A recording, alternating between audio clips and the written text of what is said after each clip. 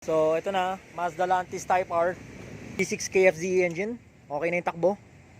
Okay na yung andar. Ayan. Nice na.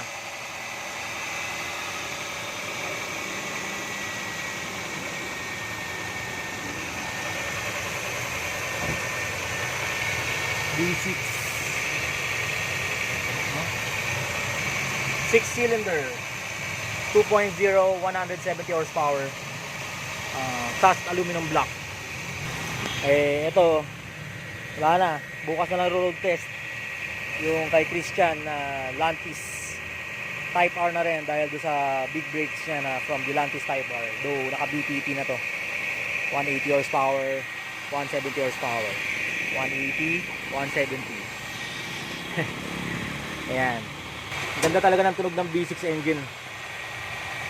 Talagang isa sa mga trip ko na tunog ng makina. Sa speed, pinong-pino, no? Pinong-pino, i-feel natin.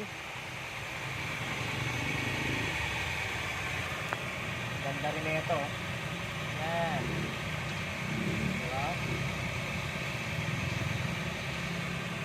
Oh, diba?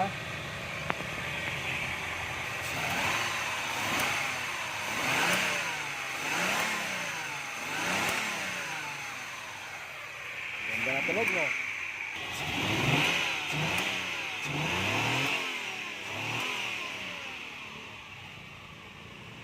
Di ba naka-retard? Naka-retard siya. Hindi mo na konting advance. Paga na response.